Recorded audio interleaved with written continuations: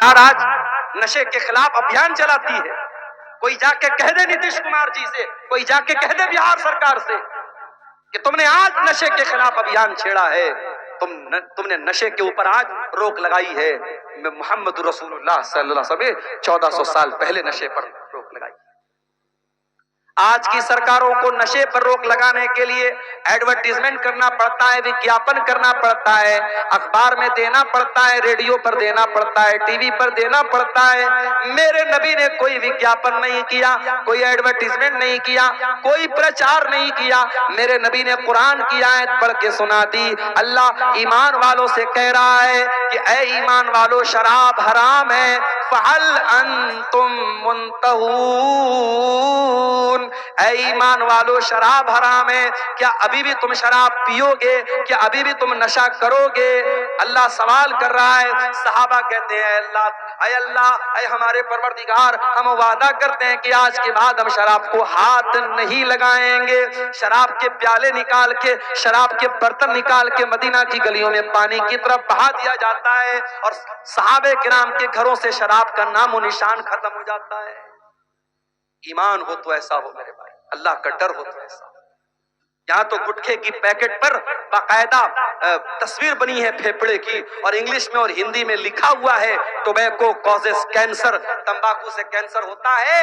और गुटखा बनाने वाली कंपनी बना भी रही है, बेचने वाला बेच भी रहा है, खाने वाला खा भी रहा है, और उस पर लिखा हुआ है कि साहब तंबाकू से कैंसर होता है, किसी को कोई फर्क नहीं पड़ता। इस्लाम ऐसा दीन नहीं है मेरे भाई। इस्लाम सिर्फ 5 टाइम की नमाज पढ़ने का नाम नहीं है, माफ कीजिएगा। इस्लाम आपकी तरबियत करता है। अगर आप एक सच्चे मुसलमान हैं तो आपका कैरेक्टर कैसा है, आपका किरदार कैसा है, आप अपनी बीवी के लिए शौहर कैसे हैं, आप अपने बच्चों के लिए बाप कैसे हैं, आप समाज के लिए इंसान कैसे हैं, इस्लाम ये सारी चीजें भी तय करता है। अगर आप नमाजी तो बन गए मगर अपनी बीवी के लिए अच्छे शौहर नहीं है, अपने बच्चों के लिए अच्छे बाप नहीं है, अपने पड़ोसी के लिए अच्छे पड़ोसी नहीं है, आपकी जात से समाज को तकलीफ पहुंच रही है, आपकी जात से पड़ोसी को तकलीफ पहुंच रही है, आप लोगों का जीना हराम कर रहे हैं, तो माफ कीजिएगा, ये इस्लाम की तालीम नहीं है, ये मोहम्मद रसूलुल्लाह की तालीम नहीं। मेरे नौजवान साथियों, आज इन चीजों का जायजा लेना है। अपनी माँ बहनों से भी कहना चाहूंगा, अपनी जिम्मेदारियों को समझो। आज मुसलमान औरत दुनिया के लिए बहुत बड़ा चैलेंज बन चुकी है। डॉक्टर जाकिर नायक साहब हमारे पड़ोसी मुल्क में गए, एक न्यूज एंकर ने जो उनसे बातचीत कर रही थी, बेपर्दा उनके सामने बैठी हुई थी। डॉक्टर जाकिर नायक साहब ने कहा कि अगर कोई खूबसूरत औरत मेकअप करके, सज संवर करके किसी मर्द के सामने आधा घंटा बैठी है और मर्द के दिल में कोई हलचल नहीं हो रही है, मर्द को कोई फर्क नहीं पड़ रहा है, तो उस मर्द को जाकर के अपना इलाज कराना चाहिए। इतना कह दिया डॉक्टर जाकिर नायक। हालांकि मैं एक बात और बोल दूंगा, डॉक्टर जाकिर नायक साहब जब से इंडिया से गए हैं, पहले यहां थे, अहले हदीस उलमा के साथ रहते थे। उनकी जो टीम थी उसमें ज्यादातर अहले हदीस उलमा थे। मौलाना सनाउल्लाह मदनी साहब, मौलाना शमीम फौजी साहब, आपके बिहार के शेख अशफाक सलफी साहब, और बहुत सारे अहले हदीस उलमा उनकी टीम में शामिल। उस वक्त डॉक्टर जाकिर नायक की जो सोच थी वो अलग थी, और अभी जो उनकी सोच सामने आ रही है उनके बयानात से, वो बहुत अलग हो चुकी। अब वो अहले हदीसों को भी एक फिरका कहते हैं। उनसे पूछा जाता है कि आपके आइडियल कौन है, किसी एक भी अहले हदीस आलिम का नाम नहीं लेते, उन उलमा का नाम लेते हैं जिनके अकीदे में, मनहज में खराबी पाई जाती है। इसलिए हमारे वो अहले हदीस नौजवान जो अब तक डॉक्टर जाकिर नायक को अहले हदीस समझते थे, मानते थे, वो होशियार हो जाएं। अब जब डॉक्टर जाकिर नायक खुद को भी अहले हदीस नहीं मानते तो हमें ये गलती करने की जरूरत नहीं। उनके अच्छे काम का हम सपोर्ट करेंगे।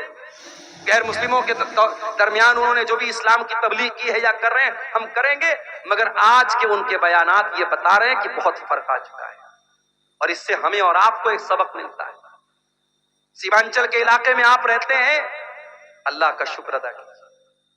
अगर आपके गांव में कोई एक भी मजार नहीं है, कब्र नहीं है, शिरक नहीं है, और हराम और बिदअत का काम नहीं हो रहा है, अल्लाह का शुक्र अदा कीजिए।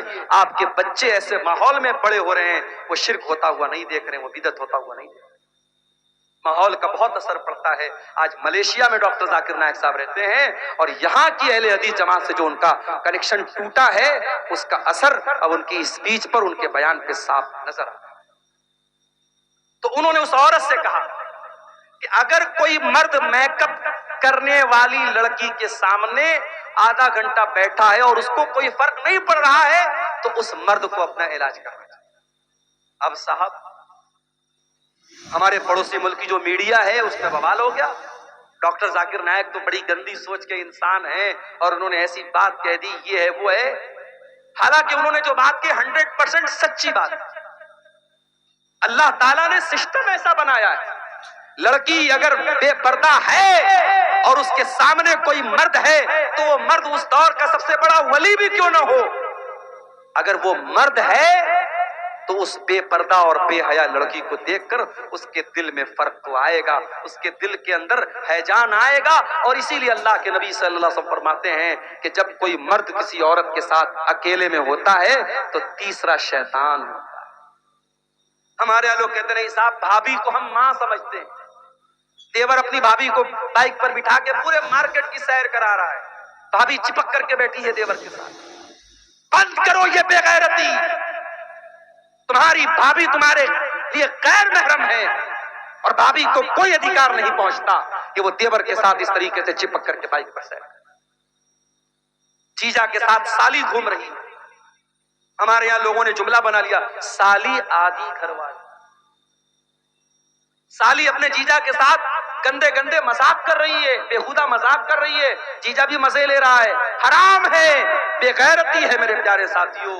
जिस तरीके से आप अपने घर की जवान बेटियों को गांव के मोहल्ले के अजनबी लड़कों से दूर रखते हैं कि नहीं साहब, हमारी लड़की सियानी हो गई, जवान हो गई, ये लड़का अनजान लड़का है, मेरी लड़की का कोई महरम रिश्तेदार नहीं, उसको हम घर में आने नहीं देंगे। जिस तरीके से अपने गांव के मोहल्ले के अनजान लड़कों से आप अपनी बच्चियों को दूर रखते हैं, वैसे ही कजिन से भी दूर रखिए। मामा का लड़का, मौसी का लड़का, चाचा का लड़का, ताया का लड़का, खाला का लड़का, ये सारे रिश्तेदार आपकी लड़की के लिए गैर महरम हैं। गैर महरम समझते हैं कि नहीं? गैर महरम उसको बोलते हैं जिससे शादी हो सकती है।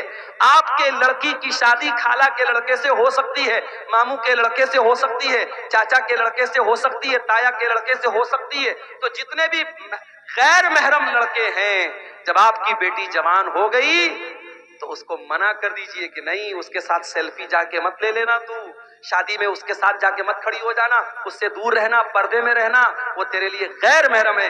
ये ट्रेनिंग की जरूरत है, ये तरबियत की। मैं बाहर कहीं कहीं सफर में जाता हूँ, किसी आदमी के घर में मैं ठहरा, उनकी छोटी बच्ची है 5 साल की। मैंने जाके सलाम किया, लड़के ने तो हाथ बढ़ाया, लड़की ने हाथ नहीं बढ़ाया। मैंने पूछा कि ये 5 साल की बच्ची है, मुसाफा करने के लिए हाथ क्यों नहीं बढ़ा रही है? तो लड़की ने कहा कि मेरे बाप ने मुझको ये शिक्षा दी है, मेरी माँ ने मुझको ये तालीम दी है कि तू लड़की है, तू सलाम तो कर सकती है, मगर किसी मर्द के साथ मुसाफा करना तेरे लिए मुनासिब नहीं है। मुझे बड़ी खुशी होती है कि 5 साल की बच्ची को ये शिक्षा और ये तालीम जो इस्लाम दे रहा है वो बाप अपनी बेटी को देता है। आज हमारे यहाँ जवान बेटियां हैं, बेपर्दा घर से निकल रही हैं, न माँ को कोई फर्क पड़ता है, जलसे में आई हैं सज करके, संवर करके और ऐसे कपड़े पहन करके जिससे उनका जिस्म नजर आ रहा है, वो जलसे में आ रही हैं। माफ करना मेरे भाइयों, अगर आपके जलसों में ये औरतें आती हैं और बेपर्दा आती हैं और आकर के सड़कों पर खड़ी रहती हैं और नौजवान लड़के उनके आसपास मंडलाते रहते हैं, तो कान खोल करके सुन लो। इससे बेहतर है कि आप जलसों में लेडीज का इंतजाम करना बंद कर दीजिए। या तो आप लेडीज का इंतजाम करना बंद कर दीजिए या जलसों को करना बंद कर दीजिए। इस्लाम इस बात की परमिशन नहीं देता है। और मैंने देखा है इसी बिहार में आपके किशनगंज के इलाके में बहुत सारे प्रोग्राम हुए और बाकायदा पोस्टर पे लिख करके आया कि नहीं साहब, हमारे जलसे में कोई दुकान नहीं लगेगी, हमारे जलसे में लेडीज का इंतजाम नहीं। जलसा हो रहा है, कुरान पढ़ा जा रहा है, हदीस पढ़ी जा रही है, पिंडाल में कुरान पढ़ा जा रहा है, हदीस पढ़ी जा रही है, और सड़क पर जो है बेहयाई हो रही है और दुकानों पर बेहयाई हो रही है। इस्लाम इस बात की इजाजत, बेगैरती को खत्म करो मेरे साथ। अगर आज हमारे घरों की लड़कियां बेपर्दा हैं तो मुझे कहने की इजाजत दीजिए کہ عورتوں کی بے پردگی کے پیچھے بہت بڑا ریزن اور بہت بڑا سبب ان کے گھر کے مردوں کی بے غیرتی۔ اکبر الہ آبادی کا شعر ہے نا، بے پردہ نظر آئی کل جو چند بیبیاں، اکبر زمین میں غیرت قومی سے گڑ گیا، پوچھا جو ان سے آپ کا پردہ وہ کیا ہوا، کہنے لگی کہ عقل پہ مردوں کے پڑ گیا۔ آج عورتوں کا پردہ مردوں کی عقل پر پڑ گیا ہے۔ وہ مرد بے غیرت ہے جس کی جوان بیوی، جوان بیٹی، جوان بہن بے پردہ ہو کے نکلتی ہے اور اس کے ماتھے پر کوئی بل نہیں پڑتا، اس کے جسم پر اور اس کے دل دماغ پر کوئی فرق نہیں پڑتا، وہ بے غیرت ہے۔ اللہ کے پیارے نبی فرماتے ہیں ثلاثۃ لا ينظر اللہ عز وجل الیہم یوم القیامہ، تین لوگ ایسے ہوں گے جن کی طرف اللہ تعالیٰ قیامت کے دن دیکھے گا بھی نہیں، بات چیت بھی نہیں کرے گا۔ نمبر ایک، العاق لوالدیہ، اپنے ماں باپ سے رشتہ توڑنے والا، رشتہ کاٹنے والا۔ ماں باپ غلط ہو سکتے ہیں، ماں باپ کے فیصلے غلط ہو سکتے ہیں، ماں باپ کی باتوں سے آپ کا دل بھی دکھ سکتا ہے، ماں باپ کی کوئی بات غلط بھی ہو سکتی ہے، مگر آپ کو اس بات کی پرمیشن نہیں ہے کہ آپ اپنے ماں باپ سے اپنا رشتہ توڑ لیں اور ماں باپ کے ساتھ آپ غلط سلوک کریں۔ اسلام اس بات کی اجازت نہیں دیتا ہے۔ ٹھیک ہے، ماں باپ غلط کریں گے، وہ اپنا انجام اللہ کیا بتائیں۔ اسی کٹیہار کے علاقے میں ایک نوجوان میرے پاس آیا تھا، اس نے کہا تھا مولانا صاحب والدین پر آپ نے بہت تقریر کی ہے، بہت بیان کیا ہے، کبھی موقع ملے تو اس پر بھی بیان کیجئے کہ آج بہت سارے والدین ایسے ہیں جو اولاد کے ساتھ ناانصافی کرتے ہیں۔ ایک بیٹے کو زمین دے دی، جائیداد دے دی، پیسہ دے دیا، ایک بیٹا بیچارہ پریشان ہے اور باپ اس سے رشتہ توڑ کے بیٹھا ہے۔ تو الگ الگ آنکھوں سے باپ اپنے بچوں کو دیکھ رہا ہے، ناانصافی کر رہا ہے، کبھی اس پر بھی تقریر کیجئے گا۔ اور مجھے یاد ہے میں نے فیس بک پر اس وقت ایک تحریر لکھی تھی اور میں نے لکھا تھا کہ سماج میں صرف ایسا ہی کیس نہیں ملتا ہے کہ ماں باپ کی آنکھوں میں اولاد کی وجہ سے آنسو آتے ہوں، سماج میں ایسا کیس بھی ملتا ہے جب اولاد کی آنکھوں میں ماں باپ کی وجہ سے آنسو آتے ہیں۔ لیکن میرے بھائیوں، اگر ماں باپ غلط بھی ہیں، آپ کو رشتہ توڑنے کی اور رشتہ کاٹنے کی اجازت نہیں ہے۔ آپ اپنی طرف سے بھلائی کرتے رہیے، حسن سلوک کرتے رہیے۔ العاق لوالدیہ، اپنے ماں باپ سے رشتہ توڑنے والا قیامت کے دن اللہ کی نظر رحمت سے دور رہے گا۔ نمبر دو، والمرأۃ المترجلہ، مردوں کی کاپی کرنے والی عورت، جو مردوں کی نقل کرتی ہے وہ عورت بھی قیامت کے دن اللہ کی نظر رحمت سے دور رہے گی۔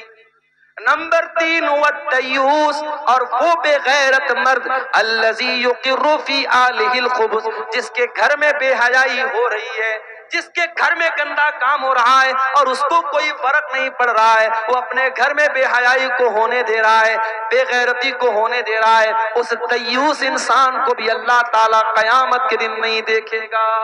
دیوس مت بنو میرے بھائیوں، دیوس مت بناؤ اپنے پریواروں کو، اپنے گھر کی عورتوں کو اسلامی پردے کی تعلیم دو، اپنے گھر میں محرم اور غیر محرم کا فرق رکھو، اور گھر کی عورتیں جب گھر سے نکلیں تو اس بات کا لحاظ رکھو کہ وہ اسلام کی شکشا اور اسلام کی تعلیمات کو فالو کرتے ہوئے گھر۔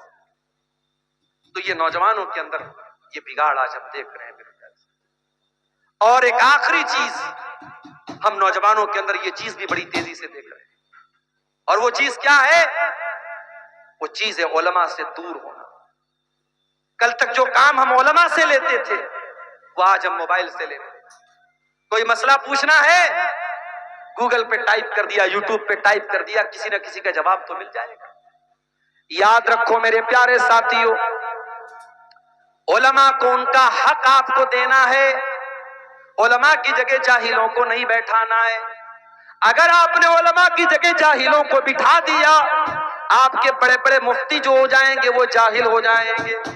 علماء کے جانے کے بعد اور علماء کے ختم ہو جانے کے بعد آپ کے گاؤں کے جو سرپنچ بنیں گے وہ جاہل ہوں گے، آپ کے فیصلے جو کریں گے وہ جاہل ہوں گے، آپ کی مسجد پر خطبہ دینے والے جاہل ہوں گے، آپ کے مدرسوں میں شیخ الحدیث بن جانے والے جاہل ہو جائیں گے، اگر آپ نے علماء کو ان کا حق نہیں۔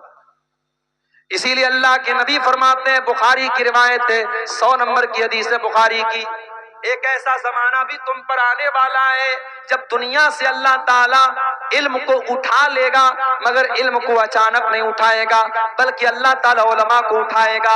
اور جب دنیا سے علماء ختم ہو جائیں گے، اتخذ الناس رؤوسا جہالا، لوگ جاہلوں کو اپنا سردار بنا لیں گے، لوگ جاہلوں کو مفتی بنا لیں گے، جاہلوں سے فتویٰ پوچھیں گے۔ آج آپ دیکھ لیں فیس بک پر ایسے ایسے لوگ جو صرف ویو پانے کے لیے، سبسکرائبر پانے کے لیے، لائک پانے کے لیے میاں بیوی کے پرائیویٹ مسائل کو خوب مسالہ لگا لگا کے بیان کرتے ہیں۔ شوہر بیوی کے ساتھ سہاگ رات میں کیا کر سکتا ہے، شوہر بیوی کے ساتھ یہ کر سکتا ہے کہ نہیں۔ میں اس چیز کا نام نہیں لے رہا ہوں، لیکن آج فیس بک پر اپنے آپ کو مفتی کہنے والے اس طریقے کے مسائل کو مرچ مسالہ لگا کے بیان کر رہے۔ کیوں؟ تاکہ ہم کو زیادہ سے زیادہ لائک مل جائے، ہمارے چینل کے سبسکرائبر بڑھ جائیں، ہمیں ویو شپ مل جائے، ویور شپ مل جائے۔ یہ وہ دور ہے میرے بھائی، عورتیں، لڑکیاں صاف و تقریر کر رہی ہیں، اور باقاعدہ پرائیویٹ مسائل جو میاں بیوی کے پرائیویٹ مسائل ہیں، ان مسائل پر ایک عورت بیان کر رہی ہے، اور یوٹیوب پر اس کو 1 لاکھ ویو مل رہا ہے، 2 لاکھ ویو مل رہا ہے۔ میرے پیارے ساتھیوں، ویو کی بنیاد پر کسی کو صحیح اور غلط نہیں کہا جا سکتا۔ ضروری نہیں ہے کہ کوئی عالم بہت بڑا عالم ہے لیکن فیس بک اور یوٹیوب پر اس کو بہت زیادہ ویو ملتے ہوں، اور ایسا بھی ضروری نہیں کہ جس کو ویو ملتا ہو تو وہ صحیح ہو۔ اس لیے ہمیں ویو کی بنیاد پر اور سبسکرائبر کی بنیاد پر اور لائک کی بنیاد پر ہمیں طے نہیں کرنا ہے، ہمیں یہ دیکھنا ہے کون حقیقت میں عالم ہے، کون حقیقت میں علماء ہیں، کون ہیں جنہوں نے واقعی میں قرآن و سنت کا علم حاصل کیا ہے۔ ہم ان سے دین کا مسئلہ پوچھیں گے، اور جب مسئلہ پوچھیں گے تو صحیح مسئلہ پوچھیں گے، جس کی واقعی میں ضرورت ہو۔ فالتو قسم کا مسئلہ مت پوچھو۔ جیسے امام ابو حنیفہ رحمۃ اللہ علیہ کے استاد تھے امام ابراہیم نخعی، ان کے پاس ایک آدمی آیا، اس نے مسئلہ پوچھا، امام صاحب ابلیس کی بیوی کا نام کیا تھا؟ انہوں نے کہا میں ابلیس کی شادی میں گیا نہیں تھا۔ ابلیس کی بیوی کا نام کیا تھا؟ آدم علیہ السلام نے جس پیڑ کے قریب جانے سے اللہ تعالیٰ نے منع کیا تھا وہ کون سا پیڑ تھا؟ اس قسم کے فضول سوالات آپ مت کیجئے، علماء سے سوال کیجئے، وہ سوال جو حقیقت میں ریئل میں ہوتا ہے اور جس کا تعلق آپ کی زندگی سے، موت سے، آخرت سے ہوتا ہے۔ ان مسائل کو میرے پیارے ساتھی علماء سے پوچھئے، اور اللہ کے پیارے نبی فرماتے ہیں انما شفاء العی السؤال، کہ اگر آپ کو مسئلے کی جانکاری نہیں ہے، دین کے بارے میں معلومات نہیں ہے، تو اس کا علاج منمانی کرنا نہیں ہے، اس کا علاج علماء سے پوچھنا ہے۔ تو یہ کام آپ علماء سے کیجئے، آپ انٹرنیٹ اور موبائل کا غلط استعمال مت کیجئے۔ ہاں، موبائل پر بہت سارے مستند علماء کے بھی بیانات آتے ہیں، آپ بیانات کو سنیے، ان کے مسائل کو سنیے، مگر ریئل میں جب مسئلہ پوچھنا ہو تو آپ کسی اوتھینٹک عالم سے، مستند عالم سے سوالات